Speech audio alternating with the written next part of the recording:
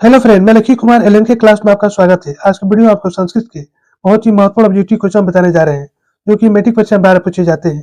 तो दोस्तों, एक भी क्वेश्चन को स्किप नहीं करना है, वीडियो को शुरू से अंत तक देखना है। वीडियो को लाइक सब्सक्राइब जरूर करें और बेल आइकन दबाना ना भूलें। तो चलिए स्टार्ट करते हैं आज का पहला क्वेश्चन।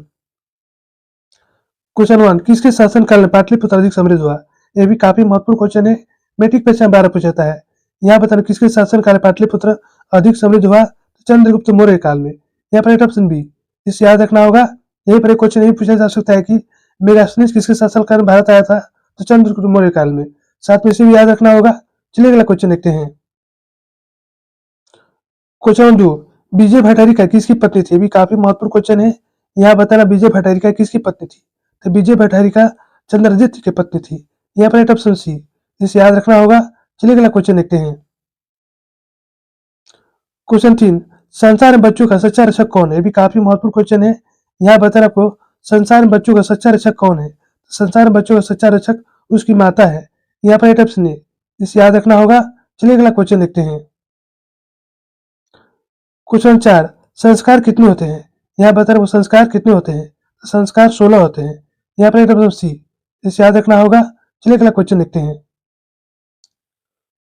क्वेश्चन 5, पाटलिपुत्र बेहम पाठ में किस नगर का वर्णन है? भी काफी महत्वपूर्ण क्वेश्चन है। यहाँ बता पाटलिपुत्र बेहम पाठ में किस नगर का वर्णन है? तो पाटलिपुत्र बेहम पाठ में पाटलिपुत्र का वर्णन है। यहाँ पर ऑप्शन सी, इसे याद रखना होगा। यहीं पर एक क्वेश्चन ये पूछा जा सकता है कि पटना में कौन बार बार आए? तो भगवान बुद्ध आए। इसे याद रखना होगा। चलिए अगला क्वेश्चन देखते हैं। क्वेश्चन 6, देवलोक का मार्ग किससे खुलता है? भी काफी महत्वपूर्ण क्वेश्चन है। यहाँ बताओ देवलोक का मार्ग किससे खुलता है? तो देवलोक का मार्ग सत्य से खुलता है। यहाँ पर ऑप्शन है, इसे याद रखना होगा। चलिए अगला क्वेश्चन देखते हैं। क्वेश्चन 7, राजशेखर की रचना कौन सी? भी काफी महत्वपूर्ण क्वेश्चन है। यहाँ बताना आपको राजशेखर की रचना कौन सी है? तो राजशेखर की रचना काव्य मीमांसा है। यहाँ पर ऑप्शन सी, इसे याद रखना होगा। चलिए अगला क्वेश्चन देखते हैं। क्वेश्चन 8, वेद कितने प्रकार के होते हैं? भी काफी महत्वपूर्ण क्वेश्चन है। यहाँ बताना आपको वेद कितने प्रकार के होते हैं? तो वेद 4 प्रकार के होते हैं। यहाँ पर ऑप्शन सी, इसे याद रखना होगा। और कौन कौन होते हैं? तो ऋग्वेद, सामवेद, अर्थवेद, यजुर्वेद। इसे याद रखना होगा। चलिए अगला क्वेश्चन देखते हैं। क्वेश्चन 9, परमात्मा कहाँ रहते हैं? भी काफी महत्वपूर्ण क्वेश्चन है। यहाँ बताना परमात्मा कहाँ रहते हैं? परमात्मा सर्वत्र रहते हैं। यहाँ पर ऑप्शन बी। चलिए अगला क्वेश्चन देखते हैं। क्वेश्चन नंबर 10, पटना नगर की पालिका देवी कौन है? भी काफी महत्वपूर्ण क्वेश्चन है। यहाँ बताना पटना नगर की पालिका देवी कौन है? तो पटना नगर की पालिका देवी पटन देवी है। यहाँ पर ऑप्शन बी, इसे याद रखना होगा। यहीं पर एक क्वेश्चन ये पूछा जा सकता है कि बुद्ध काल में पटना का नाम क्या था? तो बुद्ध काल में पटना का नाम पाटलिग्राम था। साथ में इसे भी याद रखना होगा। चलिए अगला क्वेश्चन देखते हैं। क्वेश्चन 11, मंगलम पाठ कहाँ से संकलित है? भी काफी महत्वपूर्ण क्वेश्चन है।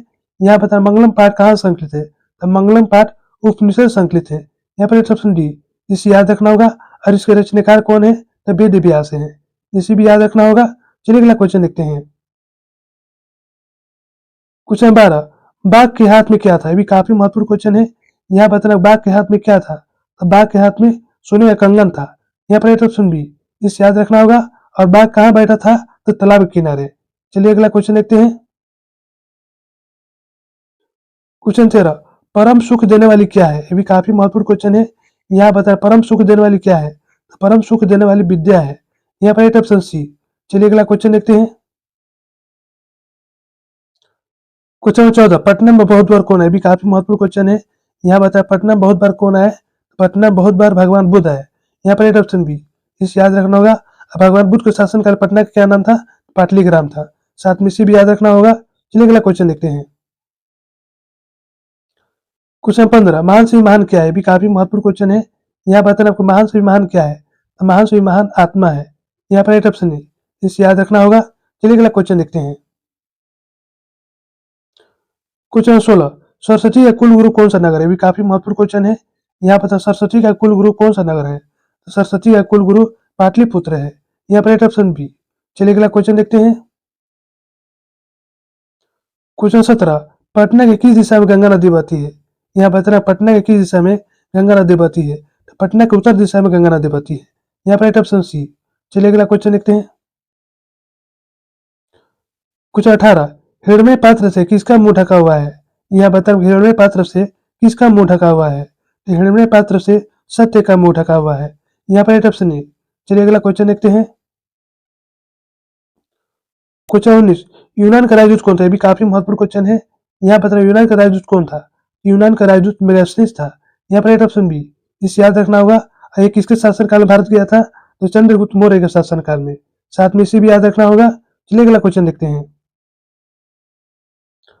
क्वेश्चन 20, सूक्ष्म से सूक्ष्म क्या है? ये भी काफी महत्वपूर्ण क्वेश्चन है। यहाँ पर सूक्ष्म से सूक्ष्म क्या है? सूक्ष्म से सूक्ष्म आत्मा है। यहाँ पर राइट ऑप्शन है। इसे याद रखना होगा। चलिए अगला क्वेश्चन देखते हैं। क्वेश्चन 21, किस पुरुष की मृत्यु की याद जाने की जानकारी भी आती है? भी काफी महत्वपूर्ण क्वेश्चन है। यहाँ पर किस पुरुष की मृत्यु की याद जाने की जानकारी भी आती है? तो जो साधक है उनको मृत्यु याद जाने की जानकारी भी आती है, इसलिए अपने मृत्यु को टाल सकते हैं। वो जब चाहे अपना इच्छा मृत्यु कर सकते हैं। इसे याद रखना होगा। चलिए अगला क्वेश्चन देखते हैं। क्वेश्चन 22, पाटलिपुत्र नगर में क्या प्रसिद्ध है? भी काफी महत्वपूर्ण क्वेश्चन है। यहाँ पर पाटलिपुत्र नगर में क्या प्रसिद्ध है? तो पाटलिपुत्र नगर में गोलघर प्रसिद्ध है। यहाँ पर एक ऑप्शन है। इसे याद रखना होगा। गोलघर किसने बनाया था? तो अंग्रेजों ने बनाए थे। किस लिए बनाए थे? तो अनाज रखने के लिए। इसे याद रखना होगा। चलिए अगला क्वेश्चन देखते हैं। क्वेश्चन 23, किस साहित्य ग्रंथ है पाटलिपुत्र का हजारों वर्ष नाम वर्णन है? ये भी काफी महत्वपूर्ण क्वेश्चन है। यहाँ पर किस साहित्य ग्रंथ पाटलिपुत्र के हजारों वर्ष नाम वर्णन है? समुद्र राक्षस में। यहाँ पर एक ऑप्शन डी। इसे याद रखना होगा। चलिए अगला क्वेश्चन देखते हैं। क्वेश्चन 24, सिख संप्रदाय के 10वें गुरु कौन है? भी काफी महत्वपूर्ण क्वेश्चन है। यहाँ पर सिख संप्रदाय के 10वें गुरु कौन है? सिख संप्रदाय के 10वें गुरु गुरु गोविंद सिंह है। यहाँ पर एक ऑप्शन बी। इसे याद रखना होगा। इसे अंतिम गुरु भी कहा जाता है। अब प्रथम गुरु कौन थे? तो गुरु नानक देव थे। साथ में से भी याद रखना होगा। चलिए अगला क्वेश्चन देखते हैं। क्वेश्चन 25, वर्तमान काल में संस्कृत की लेखिका कौन है? भी काफी महत्वपूर्ण क्वेश्चन है। यहाँ बताना वर्तमान काल में संस्कृत की लेखिका कौन है? तो वर्तमान काल में संस्कृत की लेखिका मिथिलेश कुमारी मिश्र है। यहाँ पर राइट ऑप्शन सी। इसे याद रखना होगा। चलिए अगला क्वेश्चन देखते हैं। क्वेश्चन 26, प्राचीन काल में शिष्य को क्या कहा जाता था? यह भी काफी महत्वपूर्ण क्वेश्चन है। यहाँ बताना प्राचीन काल में शिष्य को क्या कहा जाता था? प्राचीन काल में शिष्य को ब्रह्मचारी कहा जाता था। यहाँ पर राइट ऑप्शन है। चलिए अगला क्वेश्चन देखते हैं। क्वेश्चन 27, शिक्षक कैसा था? यहाँ बताना शिक्षक कैसा था? तो शिक्षक नवीन दृष्टि संपन्न था। यहाँ पर राइट ऑप्शन डी। इसे याद रखना होगा। चलिए अगला क्वेश्चन देखते हैं। क्वेश्चन 28, ब्राह्मण के वेश धारण कर कर्ण के पास कौन जाता है? भी काफी महत्वपूर्ण क्वेश्चन है। यहाँ बता ब्राह्मण के वेश धारण कर कर्ण के पास कौन जाता है? तो ब्राह्मण के वेश धारण कर कर्ण के पास इंद्र जाता है। यहाँ पर राइट ऑप्शन सी। इसे याद रखना होगा। चलिए अगला क्वेश्चन देखते हैं। क्वेश्चन 29, शत्रु राज क्या बढ़ा रहे हैं? भी काफी महत्वपूर्ण क्वेश्चन है। यहाँ पर शत्रु राज क्या बढ़ा रहे हैं? तो शत्रु राज अशांति और कलह बढ़ा रहे हैं। यहाँ पर राइट ऑप्शन सी। इसे याद रखना होगा। चलिए अगला क्वेश्चन देखते हैं। क्वेश्चन 30, रघुवंशम किसकी कृति है? भी काफी महत्वपूर्ण क्वेश्चन है। यहाँ पर रघुवंशम किसकी कृति है?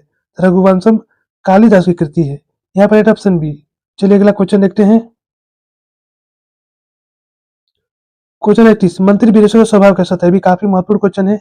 यहाँ बता मंत्री विदेशों का स्वभाव कैसा था? तो मंत्री विदेशों का स्वभाव दानी था। यहाँ पर राइट ऑप्शन बी। इसे याद रखना होगा। और उसने आलसियों के लिए अलासले बनाया था। इसे भी याद रखना होगा। चलिए अगला क्वेश्चन देखते हैं। क्वेश्चन 25, याज्ञवल्क्य की पत्नी का नाम क्या था? ये भी काफी महत्वपूर्ण क्वेश्चन है। यहाँ बताना याज्ञवल्क्य की पत्नी का नाम क्या था? याज्ञवल्क्य की पत्नी का नाम मैत्रेयी था। यहाँ पर राइट ऑप्शन सी। इसे याद रखना होगा। ए पर एक क्वेश्चन ये पूछा जा सकता है कि याज्ञवल्क्य ने अपनी पत्नी को किसकी शिक्षा दी थी? तो वो आत्म तत्व की शिक्षा दी थी। साथ में इसे भी याद रखना होगा। चलिए अगला क्वेश्चन देखते हैं। क्वेश्चन 23, राम प्रवेश के गांव का नाम क्या था? ये भी काफी महत्वपूर्ण क्वेश्चन है। यहाँ बताना राम प्रवेश के गांव का नाम क्या था?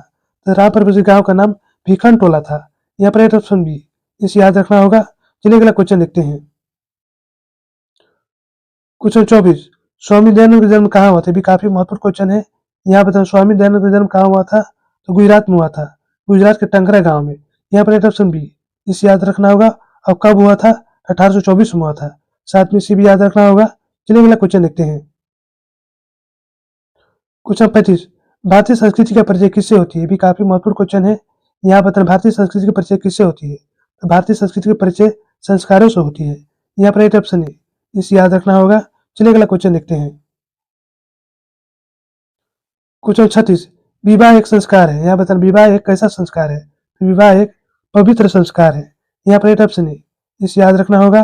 चलिए अगला क्वेश्चन देखते हैं। क्वेश्चन नंबर 37, क्षमा किसकी हत्या करता है? ये भी काफी महत्वपूर्ण क्वेश्चन है। यहाँ बताएं क्षमा किसकी हत्या करता है? तो क्षमा क्रोध की हत्या करता है। यहाँ पर ऑप्शन डी, इसे याद रखना होगा। चलिए अगला क्वेश्चन देखते हैं। क्वेश्चन 38, कौन ऐसा धन है जिसे संतुष्टि मिलती है? ये भी काफी महत्वपूर्ण क्वेश्चन है। यहाँ बताना कौन ऐसा धन है जिससे संतुष्टि मिलती है? तो विद्या एक ऐसा धन है जिससे संतुष्टि मिलती है। यहाँ पर ऑप्शन है, इसे याद रखना होगा। चलिए अगला क्वेश्चन देखते हैं। क्वेश्चन 39, अच्छा आराम कैसे संस्कार माता है? भी काफी महत्वपूर्ण क्वेश्चन है। यहाँ बताओ अच्छा आराम कैसे संस्कार माता है? तो अच्छा आराम शिक्षा संस्कार माता है। यहाँ पर ऑप्शन सी, इसे याद रखना होगा। चलिए अगला क्वेश्चन देखते हैं।